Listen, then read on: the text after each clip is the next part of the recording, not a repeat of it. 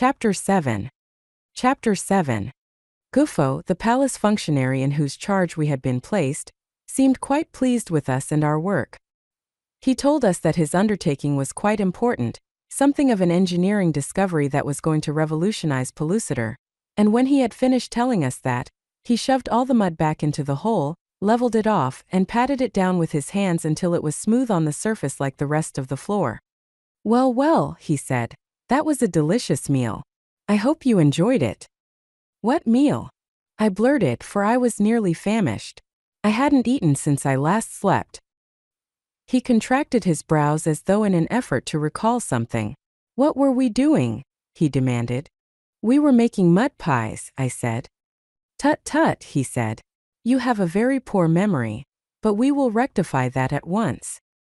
He clapped his hands then and shouted something I did not understand, whereupon 3 girls entered from an adjoining apartment. "Bring food at once," demanded Gufo. A short time later, the girls returned with platters of food. There were meat, vegetables, and fruit, and they certainly looked delicious. My mouth fairly watered in anticipation. "Set it down," said Gufo, and the 3 girls placed the platters on the floor. "Now eat it," he said to them, and dutifully they fell to upon the food. I moved a little closer to them and reached for a piece of meat, whereupon Gufo slapped my hand away and cried, "No, no." He watched the girls very carefully as they consumed the food.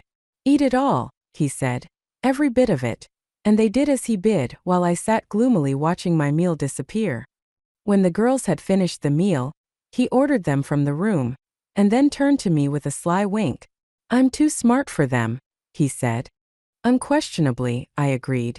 "But I still don't understand why you made the girls eat our food." "That's just the point. I wanted to discover if it were poisoned. Now I know it wasn't." "But I'm still hungry," I said. "We'll soon rectify that," said Gufo, and again he clapped his hands and shouted. Only one of the girls came in this time. She was a nice-appearing, intelligent-looking girl. Her expression was quite normal, but she looked very sad. "My friends would sleep," said Gufo. "Show them to their sleeping quarters." I started to say something, but Zor touched me on the arm. "Don't insist any longer on food," he said, guessing correctly what I had been on the point of saying. "It doesn't take much to upset these people, and then you can never tell what they will do. Right now, we are very fortunate that this Gufo is friendly." "What are you two whispering about?" demanded Gufo. "My friend was just wondering," I said, "if we were going to have the pleasure of being with you again after we have slept." Gufo looked pleased. "Yes," he said, "but in the meantime I want to put you on your guard. Just remember that there are a great many eccentric people in the village, and that you must be very careful what you say and do. I, alone, am probably the only sane person here." "I am glad you told us," I said, and then we followed the girl out of the apartment. In the next room, the other 2 girls were preparing food, and the sight and smell of it nearly drove me frantic. "We have not eaten for a long time," I said to the girl who was accompanying us. "We are famished." She nodded. "Help yourselves," she said. "It won't get you in trouble?" I asked. "No. Gufo has probably already forgotten that he has sent you to sleep. If he came in and saw you eating, he would think that it was he who had suggested it, and these girls will forget almost as soon as you are through that you have been here or that you have eaten. They are little better than imbeciles. In fact, everyone in the village is crazy except me." I felt sorry for the poor thing, knowing that she believed that she had impressed us with the truth of her statement. I will admit that she didn't look crazy, but it is one of the symptoms of insanity to believe that everyone else is insane but you. "What is your name?" I asked as we sat down on the floor and commenced to eat. "Cleto," she said. "And yours?" "David," I replied. "And my friend is Zor." "Are you crazy too?" she asked. I shook my head and smiled. "No, indeed," I said. "That's what they all say," she observed. She caught herself suddenly, as though she had said something she should not have said, and quickly added, "Of course I know you're not crazy, because I peeked through the doorway and saw you working in the mud with Gufo." I wondered if she were ribbing me a bit, and then I realized that to her poor unbalanced mind the thing that we had been doing might seem entirely natural and rational. With a sigh, I continued my meal, A sigh for the poor warped brain that dominated such a lovely girl. Zor and I were famished, and Clito looked on in amazement at the amount of food we consumed. The two other girls paid no attention to us, but went on with their work preparing more food. At last we could eat no more, and Clito led us to a darkened room and left us to sleep. I don't know how long we were in the palace of Misa. I know we slept many times, and we lived off the fat of the land. Clito saw to that, for she seemed to have taken a liking to us. Nobody seemed to know what we were doing in the palace, but after they became accustomed to seeing us around, they paid no more attention to us, except that we were not permitted to leave the building, which meant of course that we could not escape. But we bided our time, hoping that someday something would occur to give us the opportunity for which we so longed. Gufo, who was major domo of the palace, never could recall why we were there. I used to see him sitting with that puzzled look on his face gazing at us intently, and I knew perfectly well that he was trying to recall who we were and why we were in the palace. As time went on, I became more and more impressed with Clito's intelligence. She had an excellent memory, and by comparison with the others that we met she was unquestionably sane. Zor and I used to like to talk with her whenever the opportunity arose. She told us much about the ways of the people and the gossip of the palace. "Which village are you from?" she asked one day. "Village? I don't understand," I said. "Zor is from the land of Zoram, and I am from the land of Sari." She looked puzzled for a moment. "Do you mean to tell me that you are not Jukans from another village?" she demanded. "Certainly not. What made you think we were?" "Because Gufo said that you were his friends and were to be treated well, so I was positive you were not prisoners and therefore must be Jukans from another village. I will admit, however, that I was puzzled because you seem to be far too intelligent to be Jukans. They, as you have doubtless discovered, are all maniacs." A light commenced to dawn in my mind then. "Clito, you are not a Jukan?" I asked. "Certainly not," she said. "I am a prisoner here. I come from the land of Suvi." I had to laugh at that, and she asked me why I was laughing. "Because all the time I thought you were crazy, and you thought we were crazy." "I know it," she said. "It is very funny indeed, but after you have lived here a while, you don't know who is crazy and who isn't. Some of the Jukans look and act perfectly normal, and they may be the craziest of the lot. Now neither Misa, the king, nor Moko, his son, look like imbeciles, and well, they are not exactly imbeciles either, but they are both maniacs of the worst type, irresponsible and cruel, always ready to kill." "Gufo doesn't seem such a bad lot," I said. "No, he's harmless. You were lucky to fall into his hands. If Noak, his assistant, had been on duty when you were brought into the palace, it might have been a very different story." "You have been here a long while, Clito?" I asked. "Yes, for more sleeps than I can count. In fact, I have been here for so long that they have forgotten that I am not one of them. They think I am a Jukan."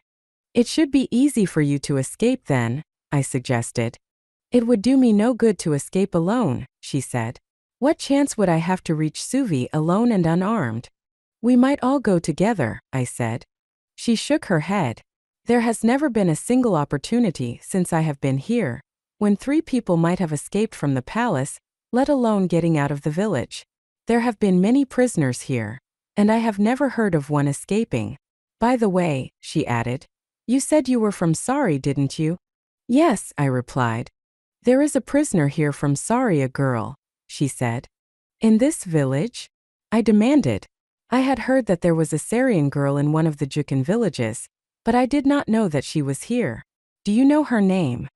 "No," replied Clito, "and I have not even seen her, but I understand that she is very beautiful." "Where is she?" I asked. "Somewhere in the palace. The high priest keeps her hidden. You see, Misa wants to take her as one of his wives. Moko, his son, wants her, and the high priest wants to sacrifice her to Ogre." "Which of these will get her?" I asked. "The high priest already has her, but he is afraid of Misa, and Misa is afraid to take her away from the high priest for fear of bringing down the wrath of Ogre on his head. So for the moment she is safe," I said. "In the palace of Misa, the king, no one is ever safe," replied Clito. Chapter 8. Sleeping and eating constituted our principal activities in the palace of Misa, the king. It was no life for a couple of warriors, and the boredom of it fairly drove us mad. We'll be as crazy as the rest of them if we don't get out of here pretty soon, said Zor. I don't know what we're going to do about it, I said. Perhaps we can persuade Gufo to let us go out into the city, suggested Zor. At least that would give us a little exercise and break the monotony of our life here. It might give us an opportunity to escape as well, I said. Zor rose, yawning, and stretched. He was getting fat and loggy. Let's go find him. As we were about to leave the chamber, we heard a scream, just a single scream followed by silence. Now I wonder what that was, said Zor.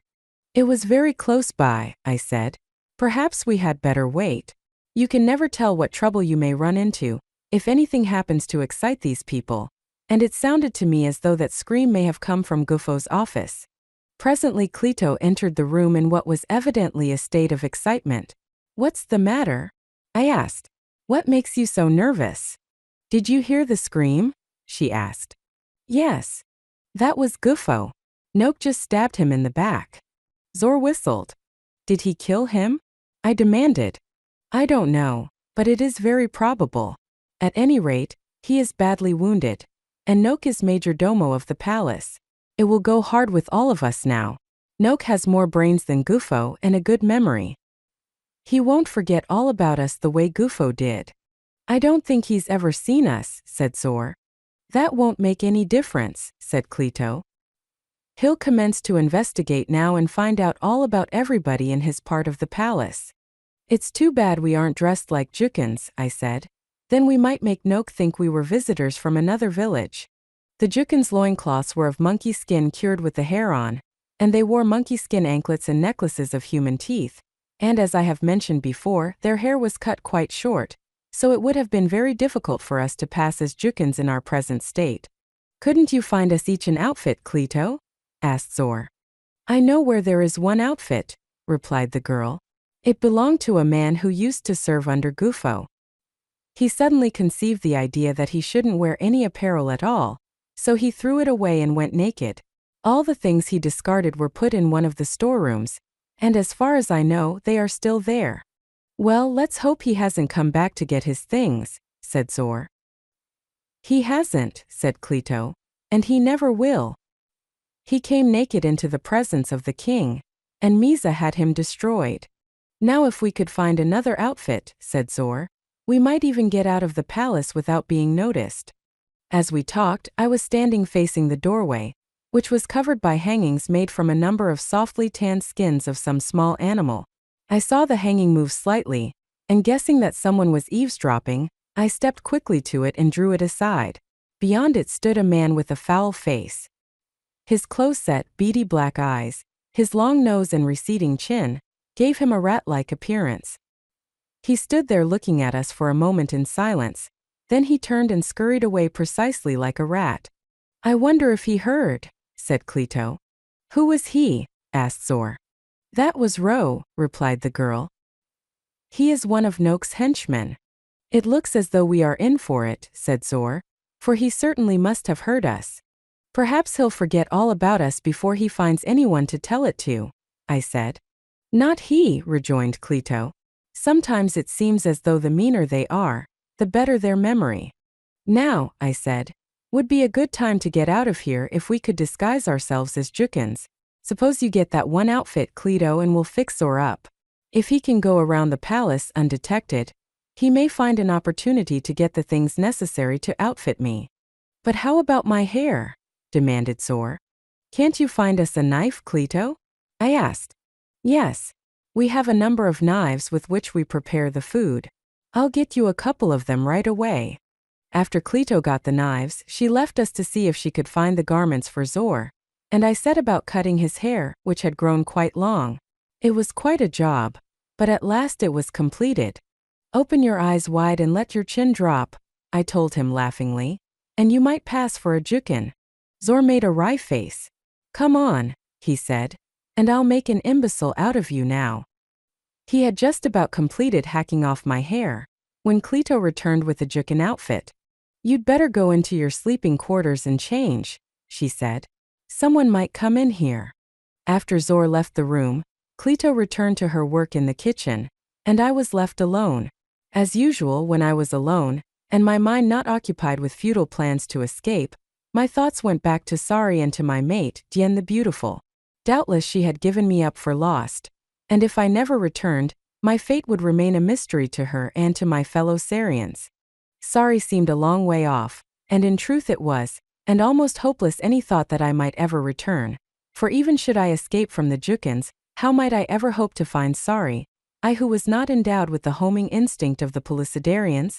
Of course Zor could point the general direction of Sari, but without him or another Pellucidarian at my side, I might wander for a lifetime in a great circle, or even if I traveled in what I felt to be a straight line, the chances were very remote that I would ever hit upon the relatively tiny spot that is Sari.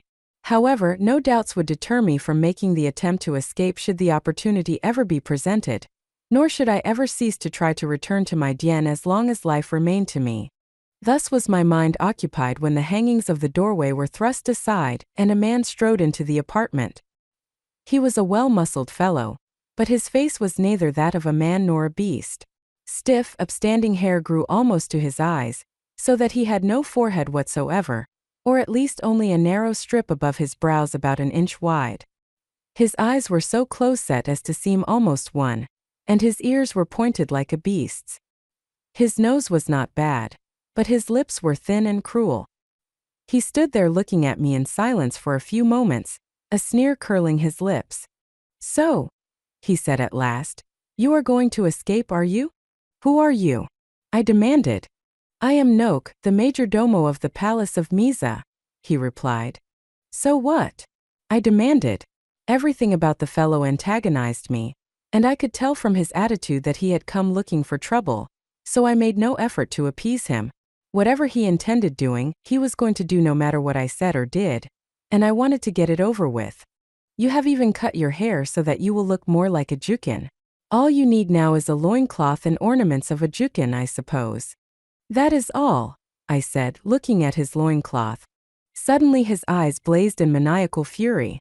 "So you thought you could escape from Noak, did you? Well, I'll fix you. You'll never escape from anybody, when I get through with you." And with that, he drew his stone knife and came for me. Now, I had kept one of the knives that Clito had obtained for us, and Zor had retained the other, so I was not without some means of defense, and I was ready for him when he came. I hope that you never have to fight with a madman. It is one of the most frightful experiences that I have ever passed through. Noak was not only mad, but he was a powerful man as well, but really the most harrowing part of the encounter was the horror of that bestial face, the mad light in those terrible eyes, the froth of rage upon those cruel lips, the bared yellow fangs. I parried his first blow and struck at his chest with my own weapon, but he partially avoided me, and I succeeded only in inflicting a slight flesh wound.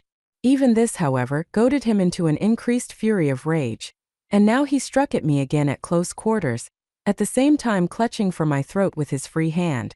Once more I eluded him, and then with a scream, he sprang into the air and lit full on top of me. I lost my balance then and toppled backward to the floor, with the maniac on top of me. He raised his knife to finish me, but I clutched his wrist and somehow succeeded in tearing the weapon from his grasp. Then he bared those yellow fangs and bit at me, seeking to fasten them upon my jugular. I was forced to release his wrist then to push him away from me, and I succeeded in getting my fingers at his throat.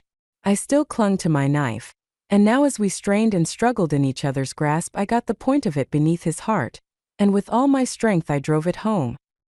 He screamed and struggled spasmodically for a few seconds, then he relaxed in death.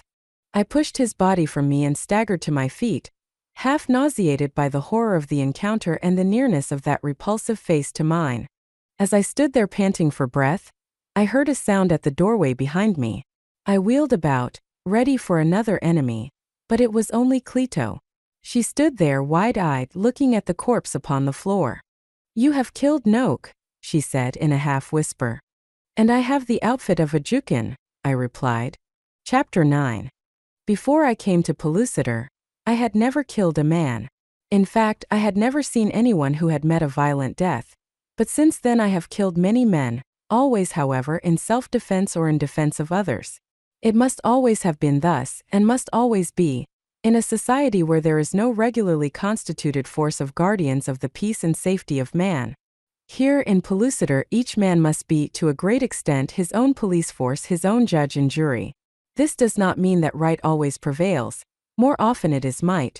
But where an individual has both right and might on his side, he feels a far greater personal satisfaction in his conquests than he possibly could by calling in a policeman and turning a malefactor over to the slow processes of the courts, where even right may not always prevail.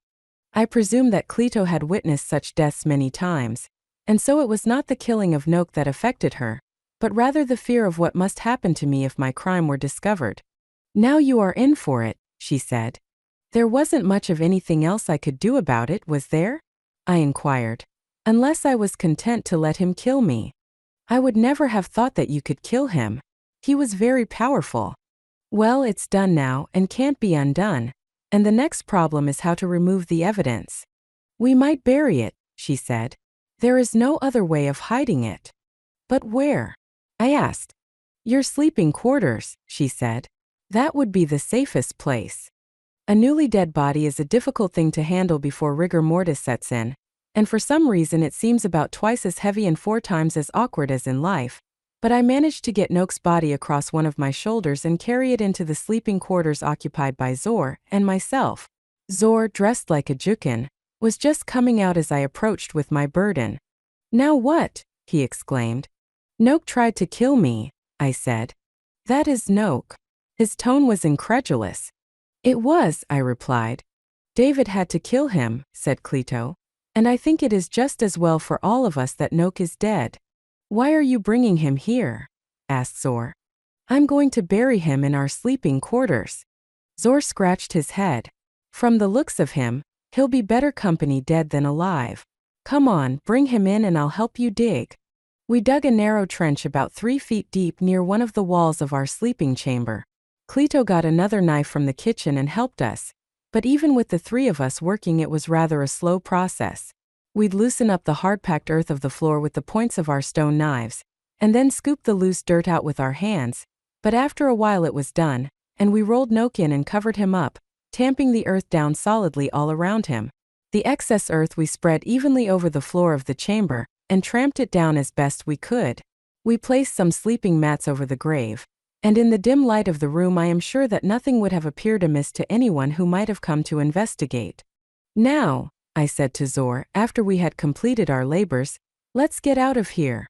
Where shall we go? He asked. We should try to get out of the palace and into the city, I replied. And we should do it right now before Noke is missed. Come on, Cleito, you may get back to Suvi after all. You're going to take me with you? Asked the girl in a tone of surprise. Surely. You're one of us, aren't you? Without your help, we wouldn't have had a chance. I'm afraid that having a woman along might make it difficult for you, she said. You two had better go on alone. You might possibly get me out of the palace, but I doubt very much that you could pass me through the gates of the village. That remains to be seen, I said. And anyway, we won't go without you. Of course not, said Zor. If they stop us at the gate, we'll tell them we're visitors from another village on our way home. Tell them we're from Gamba, said Cleito. That is the farthest village. Few ever come from there to this village, so there is little likelihood that they could check up on us. Well, we didn't even get out of the palace. The guard wouldn't let us pass without permission from Noke, and when we insisted, I saw that they were becoming suspicious, so I said, all right, we'll go and get Noke. We were very much disheartened as we retraced our steps, for now it seemed hopeless to even think of escape. We talked it over, and finally Zor and I came to the conclusion that the only hope we had was to familiarize ourselves with the palace on the chance that there might be some less well-guarded exit. There was just one ray of hope shining through our gloom. It was the fact that no one had suspected that we were not Jukins. Cleito said that she believed there was another way out of the palace, because she had heard that Misa and Moko often went out into the city, and she was quite sure that they did not leave by the main entrance. I think that they have some secret way, she said. Zor and I will try to find it, I said. You stay here, and if we find a way to escape, we'll come back and get you. The palace of Misa, the king, must have covered several acres of ground. It was a village in itself, and like the outer village its design followed the vagaries of a mad mind. There were turning, twisting, gloomy corridors that led nowhere, ending in a blank wall. There were pitch-dark rooms without windows, and many little courts that were in reality rooms without roofs. How the inmates found their way around is quite beyond me, and I did not see how we could find our way back to Clito if we discovered an avenue of escape. I said as much to Zor, but he assured me that he could retrace our steps. Evidently every foot of the way was indelibly stamped upon his memory, the result of a faculty, no doubt, that was definitely associated with his inherent homing instinct. As we wandered through the palace, we were constantly meeting people, but no one seemed to suspect us, with the result that we became overconfident and very bold, prying into places where we had no business to be, as we searched for the secret way which we hoped would lead us to freedom. At last we became hungry and tired, and as up to then we had found no food, we decided to lie down and sleep. So we curled up in a corner of a dark room and prayed that food would be easy to find when we awoke. Many of you who live upon the outer crust fear the darkness that comes with night. You think of it as the time that hunting beasts prowl and criminals carry on their nefarious practices, but I can truthfully assure you that for 12 hours out of the 24, I would gladly trade the perpetual sun of the inner world for the sheltering darkness of your nights. Under the cover of darkness, we might have found many opportunities to escape from the village of Misa. Under the beneficent shelter of darkness, we might have carried on our operations in safety not only because it was dark but because where night regularly follows day it is the time set apart for sleeping, and so there would have been but comparatively few eyes to detect us. But where there is no night, there is no regular time to sleep, and so at least half of the people are abroad at all times, or what is more likely, 2/3 of them. So you can see that our chances of sneaking out unnoticed were extremely thin. Yes, I would have given a great deal for one good dark night. When we awoke, we continued our aimless search for the secret exit from the palace. We tried to do it systematically, following one corridor after another to its end.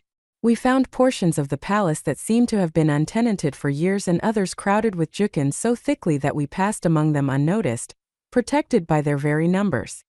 Just as there seemed to be no plan to the palace, which covered several acres of ground, the activities of its inmates appeared equally aimless. We encountered all degrees of mental ineptitude, from harmless half-wits to raving maniacs, from gibbering idiots to men of apparently normal intelligence. One man was running madly around in a small circle. Another squatted cross-legged upon the floor, staring at a spot on a wall a couple of feet in front of him, while directly behind him a man was hacking another to pieces with a stone hatchet, not even the terrible screams of the victim attracting the attention of the sitter.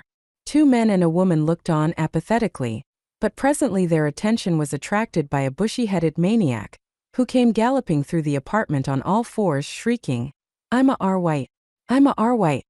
That was all right with them too, until he attempted to prove that he was a Arwhite by biting one of the men. The 2 were lying on the floor, biting and clawing at one another, as Zor and I passed on through the chamber in our interminable search.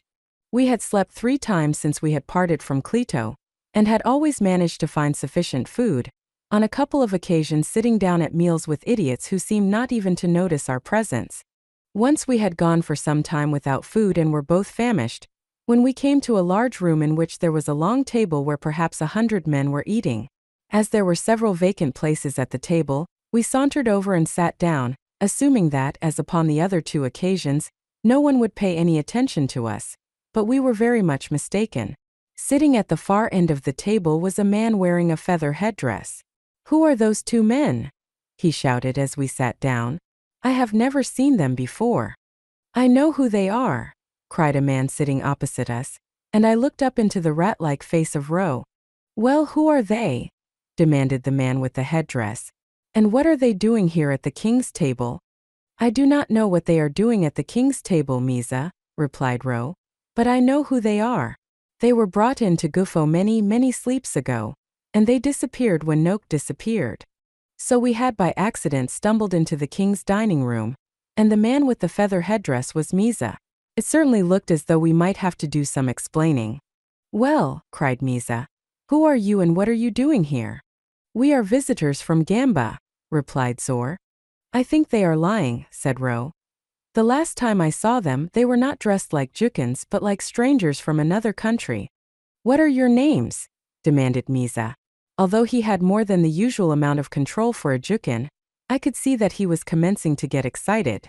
So unstable are they that the least little thing is apt to upset them, and after that there is no telling what will happen. My companion's name is Zor, I replied, and mine is David. Zor, repeated Misa. That might be the name of a Jukin but not David. Take that one and tie him up. Misa was pointing at me. Zor, you shall be a welcome guest in the palace of Misa, the king. And what about David? Asked Zor. We need an offering to appease Ogre, replied Misa, and David will do very well. Take him away, men. But David is all right, insisted Zor. He is my friend and I know he is all right. You should not harm him, Misa. Misa leaped to his feet, his eyes blazing in a frenzy of rage. You dare disagree with me? He screamed. I should have your heart cut out. And then his voice dropped and he said in gentle tones, But you are my honored friend. Come, eat and drink with us. As I was being dragged away, I saw two servants come in bearing a huge mastodon tusk filled to the brim with some liquid. It was handed to Misa, who drank from it, and then passed it to the man at his right. Thus, it started the rounds of the table as I was finally dragged from the room. My escort wound through several corridors and finally led me into a small room, the doorway of which was closed with a crude gate which was held in place by wooden bars on the outside. Into this dimly lighted cell they shoved me, tied my hands behind my back and left me. The outlook was anything but rosy. Here I was, definitely a prisoner and condemned to be sacrificed to their heathenish god. The only ray of sunshine penetrating the bleak outlook emanated from the clumsy, crazy manner in which they had bound my hands behind me. Even while they were doing it, I felt that it would not be difficult to free myself, and this I succeeded in doing shortly after they had left me, but the barred gate that closed my cell defied my every effort to force it, and I was still a prisoner condemned to death. Chapter 10. As I lay there in my dark cell, I found food for thought in these strange people into whose clutches fate had thrust me. They were unquestionably maniacs, and yet they had achieved a few more of the attributes of civilization than any of the native tribes of Pellucidar with which I was familiar. They lived in villages instead of caves, they sat at tables to eat instead of squatting on the bare ground, and they had a god whom they worshipped in the form of an idol. I wondered what strange freak of fate had rendered an entire nation mad, and whether future generations would become more violent or if the seed of madness would eventually die out. And while I was thinking of these things I fell asleep and dreamed of Sari and Abner Perry and Yen the Beautiful, so that when I awoke my heart was heavy with regret that I could not have slept on, dreaming thus, forever. When I awoke I was ravenously hungry, for though I had sat at the king's table, I had had no chance to eat, so quickly had I been hustled out. I wondered if they would bring me food, but knowing these people as I did I realized that they might forget me entirely, and that I might lie here until I starved to death. For want of something better to do, I thought I would pace off the dimensions of my cell, anything to keep my mind occupied.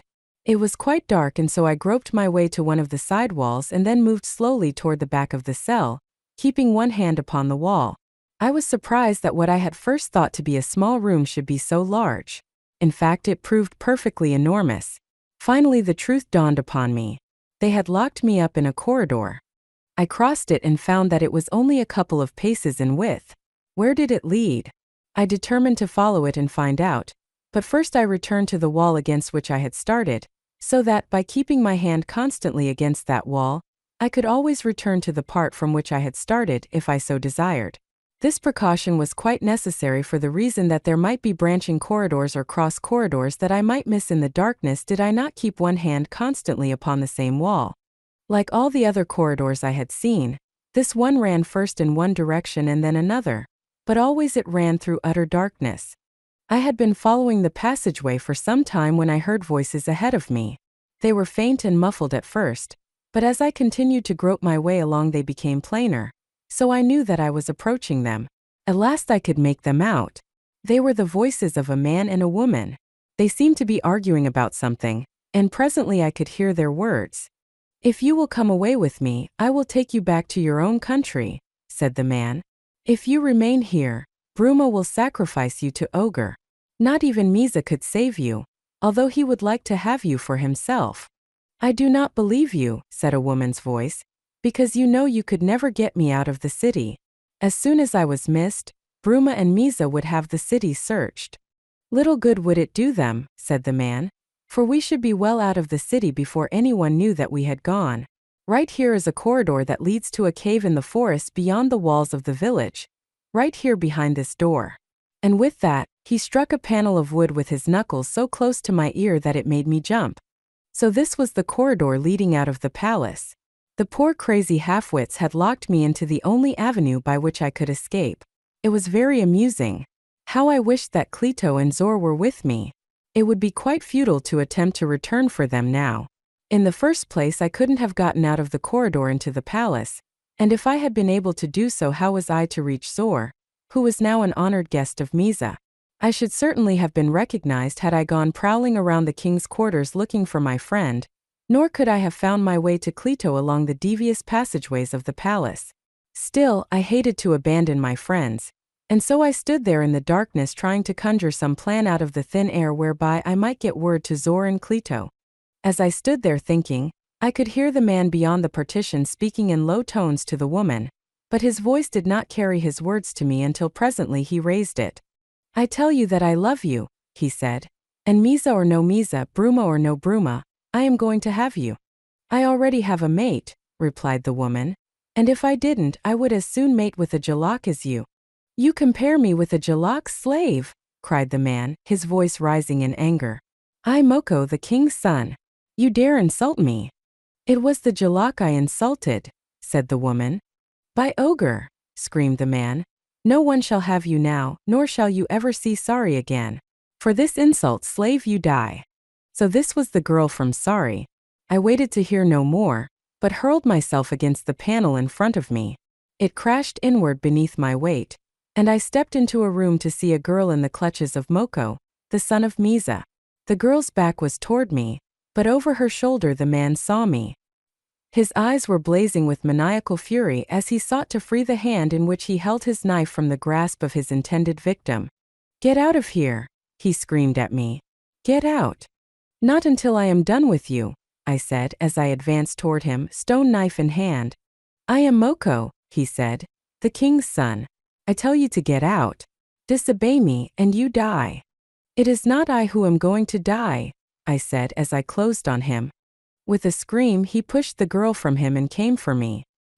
He was far more skilled in the use of a knife than I, and had I depended solely upon that weapon, I should have died there in the palace of Misa, the king. But I didn't depend upon my knife and I didn't die. I parried his first blow with my right forearm and crossed with my left to his chin. He went down to that blow but was up again almost immediately and coming for me again, but I could see that he was a little groggy. He struck at me wildly, but I stepped to one side and he missed, and as he went by I plunged my knife between his ribs. With a single hideous shriek he sank to the floor and lay still. Then I turned toward the girl, and my eyes went wide in astonishment. For a moment I could not believe their testimony. Dien, I cried. It is you. She ran to me and threw her arms around my neck. David, she sobbed. We stood there clasped in each other's arms, and it was a couple of minutes before either of us could speak. David, she said at last. I couldn't believe my eyes when I recognized you shortly after you entered the room. I was quite sure that you had not recognized me, because my back was toward you, and it was all that I could do to keep from crying out to you, but I didn't because it would have distracted your attention from Moko. Tell me how you happen to be here, I said. It is a long story, David, she replied. Wait until we have more time. Right now we should be thinking of getting out of here, and Moko has told me the way. Yes, I replied. I heard, but I have a problem. There are 2 other prisoners here whom I should help to escape. Zor of Zoram, who was captured with me, and Cleto, a girl from Suvi, who befriended us and made it possible for us to obtain the apparel of Jukans, which has served to at least partially disguise us. We must try to help them, said Dien, and I suppose that you have some plan fully worked out. That is the trouble, I replied. I have none. And then I explained the difficulties which confronted me. When I had concluded, she shook her head. It seems almost hopeless, she said, but I hate to abandon them. There is one thing that we must do, and that is get out of this room before someone comes and discovers us with the body of Moko. Suppose we follow the corridor now and ascertain if it really leads to freedom, Then we will be in a better position to make our plans for the future. Before we left the chamber, I fixed up the broken door as best I could, lest it attract attention and indicate the avenue by which we had escaped. Then I dragged Moko's body out into the dark corridor. If they should find it in this room, I said, it is from this room that their search would start, and naturally if they knew about the corridor, they would immediately jump to the conclusion that we had escaped in that way. But if it isn't here, they won't know where to start. You are right, said Dian, for no one knew that Moko came to this room, nor would they look for me here because this is not the room in which I was imprisoned. Moko brought me here. Hand in hand, Dian and I followed the dark corridor until finally we came to a heavy wooden gate that barred further progress. Beyond this should lie freedom, I said, as I felt over it for the latch. Chapter 11. The cave which lay beyond the gate was of limestone formation in a hillside just outside the village. Enough light came through the outer opening to dimly illuminate the interior immediately about us. We could not immediately determine the extent of the cave, but while the walls at one side were discernible, at our left they were lost in darkness, out of which trickled a little stream of clear, cold water that made its way across the floor to disappear through the outer opening. My greatest concern was that the cave might be the lair of some wild animal, but we heard nothing and there was no odor to substantiate my fears. And when we walked to the opening, we realized there would be little danger on that score, for there was a sheer drop of about 20 feet to the floor of a wooded ravine. We were even safe from the more dangerous winged reptiles of Pellucidar because of the heavy growth of forest in the ravine, through which only the smaller winged creatures could fly. A tree which grew close to the cliff at one side of the opening would furnish us a means of descent whenever we chose to leave the cave, which would have been immediately had it not been for Zor and Clito. I didn't like the idea of remaining in the cave, however, as I knew it was an avenue sometimes used by members of the royal family, and therefore we might be discovered at almost any moment. Neither did I relish the idea of making a camp outside of the cave, because of our proximity to the village. Not wishing to leave Dian alone in the cave, I took her with me and descended the tree to the ground, from which vantage point we discovered that there were many caves in the cliff. I investigated several of them and finally found one, the mouth of which could easily be barricaded. It was small and dry, and after carrying in leaves and grasses, with which we covered the floor, we had as snug and comfortable a home as any Pellucidarian might wish for. From the trees I gathered nuts and fruits while Dian dug tubers from the ground, and thus supplied with provisions we returned to our cave to rest and plan. This was the first time that we had had a moment of leisure and comparative safety since I had found Dian again, and so I took advantage of it to have Dian tell me of the circumstances that had led up to her imprisonment in the village of Misa. She said that when my warriors returned to Sari, they reported that I had been killed in the battle with the warrior women. Dugad, nephew of the king of Suvi, had been a visitor in Sari at the time, and when he had found that I was dead, he had constantly annoyed her with importunities to become his mate. Depressed by grief and disgusted with the man, she had been very short with him, commanding him to leave Sari, and when he had continued to remain there, scheming to obtain her, she had Gok, the king of Sari, send him away. It was only because he was the nephew of the king of Suvi that he had escaped with his life. Notwithstanding the reports that had been brought to her, Dian would not believe that I was dead, and organized an expedition to go in search of me. The route which the expedition had to take lay through the country of the Suvians, and there, much to Dian's surprise, they were received in a hostile manner by the king of Suvi, whose mind had been poisoned against the Sarians by Dugad, his nephew. Her camp was surrounded and attacked by a force of warriors greatly outnumbering her own. Naturally, her force was defeated and Dian was taken prisoner. Dian was taken before the king. "I am sorry," he said, "that you are a woman. Were you a man, I would know how to treat you, for the affront you have put upon me deserves death." "What affront?"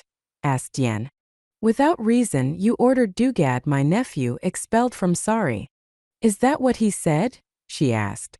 "Yes," replied the king, "and he also told me that he barely escaped with his life." "Did he tell you why he was expelled from Sari?"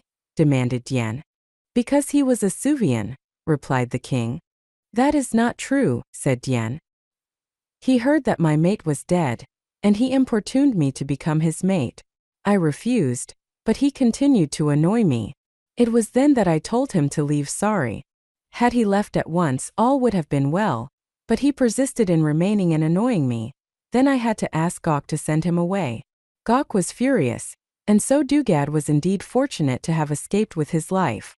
If you have spoken the truth, said the king, it is Dugad who will be punished, not you. I have spoken the truth, said Dien, and that you should know because Dugad's statement that he was driven from Sari because he was a Suvian is silly. The Suvians and Sarians have been on friendly terms since the establishment of the Empire of Pellucidar. Many Suvians, as you know, have come to Sari and been treated royally. We are not so stupid as to wantonly incur the enmity of an ally, who has always been one of the strongest supporters of the empire. The king nodded. You speak with reason, and I am sure now that you have spoken the truth. I am sorry that my warriors attacked your camp, and that you have been subjected to the indignity of arrest. You are free to go, or you may remain as you wish, but tell me, why did you come to Suvi? I have never believed the rumors that David, Emperor of Pellucidar, is dead, replied Dien. With my warriors I was going to search for him. I will furnish warriors to take the places of those who were killed, said the king, and you may continue on your way. It is too late, replied Dien, for the only 2 men who could guide us to the place where David was last seen were killed. I shall have to return to Sari to obtain other guides. You shall have an escort then back to Sari, said the king. Dugad, when he heard of what had happened and that he was to be punished, escaped from the village with about a score of his followers. They followed the trail toward Sari for 1 march, and then lay in wait for Dien and her escort. Without thought of danger, Diane's escort walked into the ambush, and when Dien saw what had happened and that Dugad's party outnumbered hers and was almost certain to be victorious, she escaped during the fight. As Dugad and his men were between her and Sari, she sought to make a detour so as to avoid and elude them. Pellucidar is a savage world in which a lone woman is most helpless. First one danger and then another drove her farther and farther away from Sari. Every time she sought to turn back, something barred her way, and then finally she became aware that Dugad was on her trail, and her one thought then was to escape from him. How long and how far she wandered she had no idea. That she escaped so many dangers was a miracle, but at last she fell into the hands of the Jukans, and had long since given up hope of escape when fate drew me to her. But now that we were together again, all that we had passed through seemed as nothing by comparison with the deep joy that we experienced in the renewal of the companionship that we had thought lost forever. Dien told me the news of our friends in Sari and, best of all, that the federated kingdoms of Pellucidar were continuing loyal to the empire. Once before, when I had been long absent, the federation had started to disintegrate, but now it appeared that danger of this was past. All that concerned us now was to plan for escape with Zor and Kleto. Once more I set to work making weapons, this time 2 bows and a supply of arrows for both Dien and myself, as well as 2 short spears. These were weapons in the use of which Dien was proficient, and I had no doubt but that the 2 of us could win through to Sari once we had left the valley of the Jukans behind. It was tragic that we must jeopardize this chance because of Zor and Kleto, but there was nothing else that we could in honor do, and so while I worked upon my weapons, I sought also for a reasonable plan whereby I might hope to bring Zor and Kleto out of the village. Chapter 12. By the time my weapons were completed, I had formulated a plan for releasing Zor and Kleto which I hoped would prove effective, although it entailed considerable risk. The worst part of it was that it entailed leaving Dien alone in the cave, without protection, while I entered the city. I didn't like it because of this, and she didn't like it because of the risk which I would have to run of capture, but there seemed no other way, and so I decided to make my attempt immediately. With a brownish pigment, which we made by crushing a certain variety of nuts, Dien lightly traced lines and wrinkles on my face, in an effort to disguise me, and when she had completed her task she said she would scarcely have known me herself, so greatly had the procedure changed my facial expression. I wish that it were all over and that you were back here with me again, she said. I shall live in dread for your safety until your return. If, after you have slept 3 times, I told her, and I have not returned, try to make your way to Sari. If you do not return, it will make no difference to me where I go, she said. I kissed her goodbye then, and after barricading the entrance to the cave and concealing it with brush and grasses, I left and started for the village.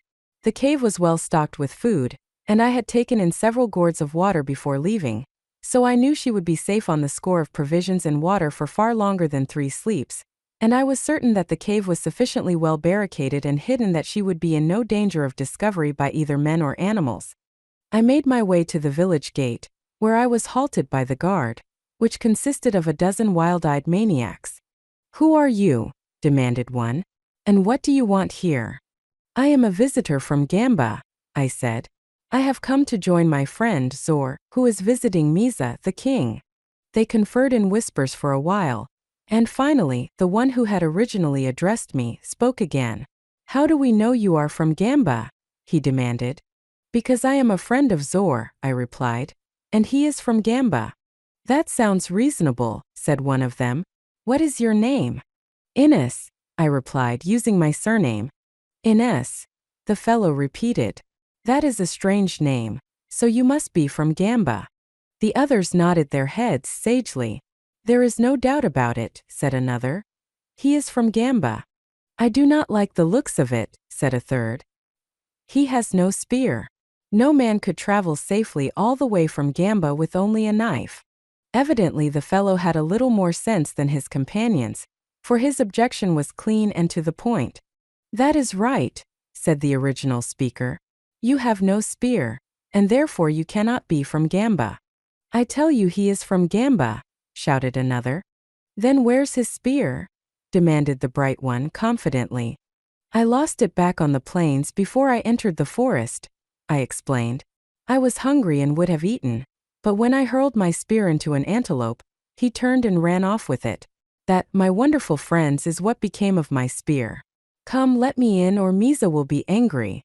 "Well," said the captain of the gate, "I think you're all right. I thought so right along. You may come into the village. Where do you want to go?" "I want to go to the palace of Misa the king," I replied. "Why do you want to go there?" he demanded. "Because that is where my friend Zor is." Then the bright one had an idea. "How do you know he's there?" he demanded. "If you just came from Gamba?" "Yes," demanded all the others practically in chorus. "How do you know he's there?" "I don't know he's there, but—" "Aha! He admits he doesn't know. He has come here for some bad purpose and should be killed." "Wait a minute," I exclaimed. "You didn't let me finish. I said I didn't know that he was there, but I do know that he came to visit Misa, and so, naturally, I assume that he is in Misa's palace." "Excellent reasoning," said the captain of the gate. "You may come in." "Send someone to the palace with me," I said to the captain, "so that they will know that I am all right, and will let me in to see my friend Zor." To my annoyance, he detailed the suspicious one, and the two of us set off together through the narrow alleyways toward the palace. The scenes in the insane city were much the same as those I had witnessed at the time that I had first arrived, indescribably lunatic, grotesque, or bestial, according to the mood of each actor. And in the plaza before the palace, the priests were still turning cartwheels around Ogre, the god of the Jukans. My guide was still suspicious of me and did not hesitate to inform me of the fact. "I think you are an impostor and a liar," he said, "and I do not believe that you are from Gamba or that you have a friend named Zor." "It is very strange," I said, "that you should think that." "Why?" he demanded. "Because you are, by far, the most intelligent man I have ever met, and so you should know that I am speaking the truth." I could see that he was flattered, for he preened himself and strutted a little before he made any reply. Then he said, "Of course I am intelligent, but you are very stupid. If you had not been, you would have known that I was joking all the time. Of course, I knew from the start that you were from Gamba." "You are a very amusing fellow," I said. "You have a wonderful sense of humor. I am certain now that I shall have no difficulty in entering the palace and finding my friend, since I have a man of such high standing and great intelligence as you for my friend."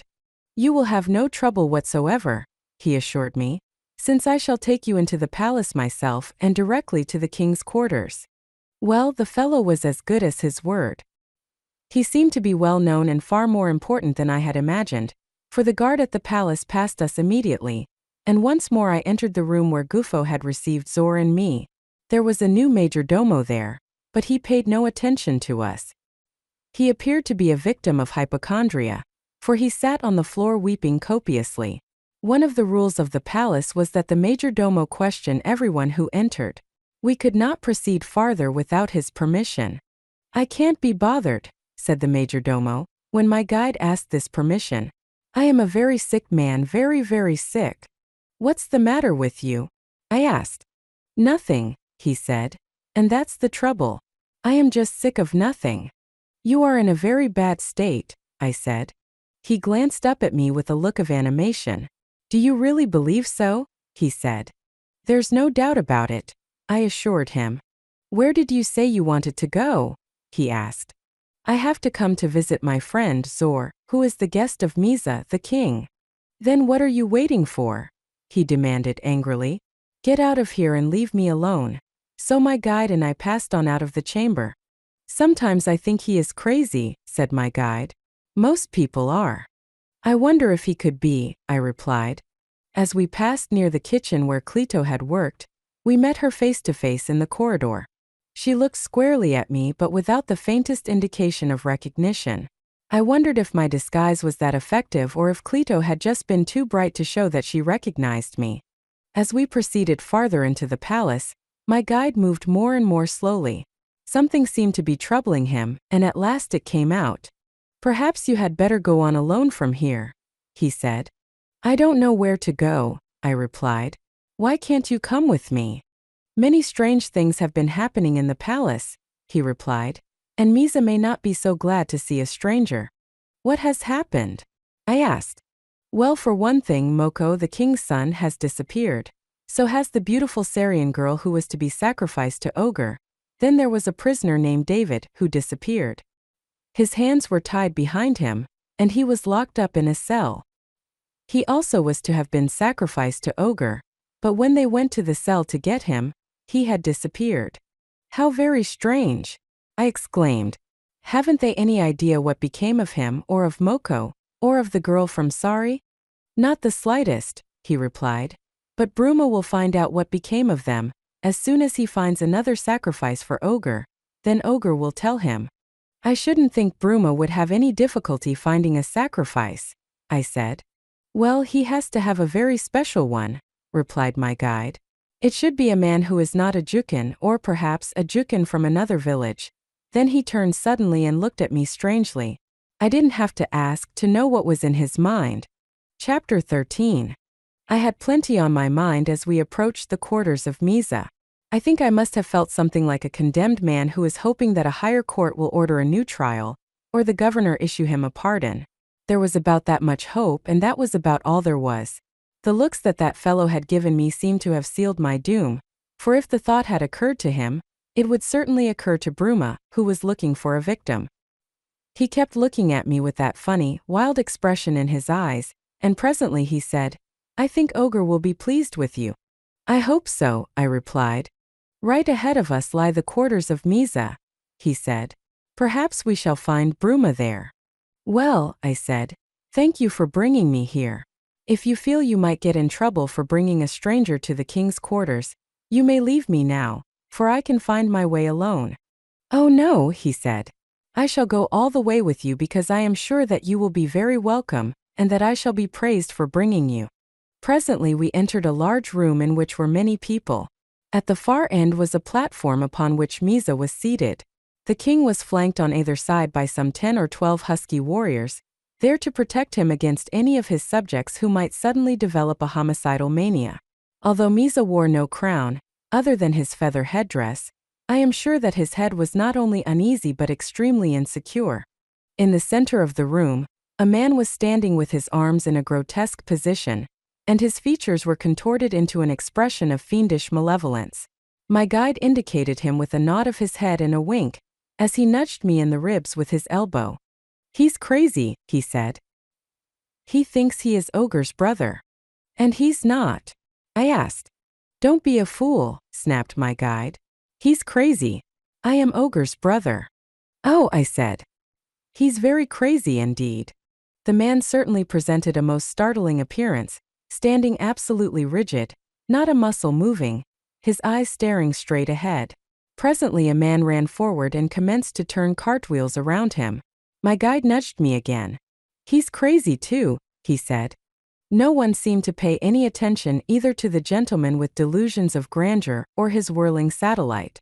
I could not help but think as I watched these two, how close to the borderline of insanity some of the so-called great men of the outer crust must have been, for certainly many of them have appeared to be motivated by delusions of grandeur, and you doubtless will be able to think of several of your own time who love to strike poses.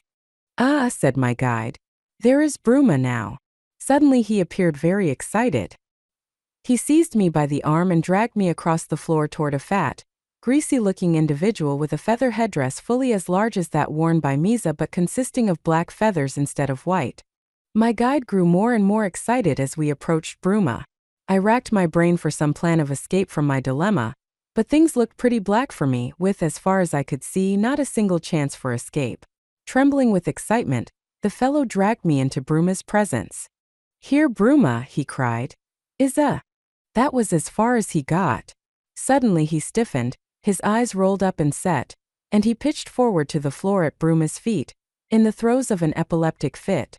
As he lay there, jerking spasmodically and frothing at the mouth, Bruma looked inquiringly at me. "What did he want?" he demanded. He was about to say, "Here is a good friend of mine who is looking for a man named Zor," I replied. "And who are you?" he asked. "I am Napoleon Bonaparte," I replied. Bruma shook his head. "I never heard of you," he said. "Zor is over there near the king, but I still think he would make a good sacrifice for Ogre."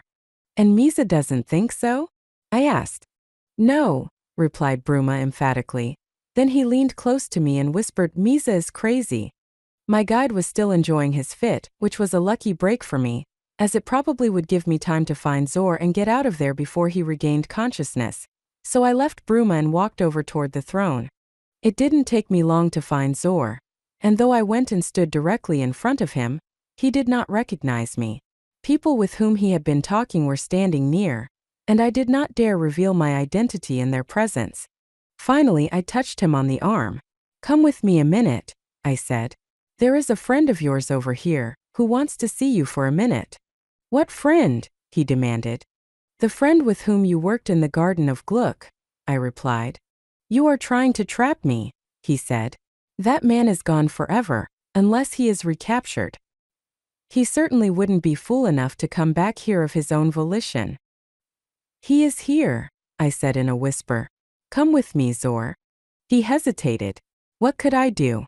I knew that he was suspicious of all these people, and that he might think this a ruse to get him off somewhere, out of sight for a moment, and murder him. The Jukins are that way. However, I could not reveal my identity while there were so many people within earshot of even a whisper. I glanced back at my guide. No one was paying any attention to him, but he seemed to be recovering from his seizure. I knew that I should have to do something quickly now before the fellow regained consciousness. As I raised my eyes from the prostrate form of my former guide, I saw Bruma's gaze fixed upon me, and then I saw him start toward me across the floor. Then I turned back to Zor. "You must come with me," I said. "And you must know that I am speaking the truth, for how else would I know about the Garden of Gluck?" "That is right," said Zor. "I did not think of that. Where do you want me to go?" "Back to get Cleto," I said in a whisper. He looked at me very intently then, and presently his eyes widened a little. "I am a fool," he said. "Come." But I couldn't come, for just then Bruma confronted us. "Where is this Napolapart from?" he asked Zor. Zor looked puzzled. "Your friend Napolapart," insisted Bruma. "I never heard of anybody by that name," said Zor.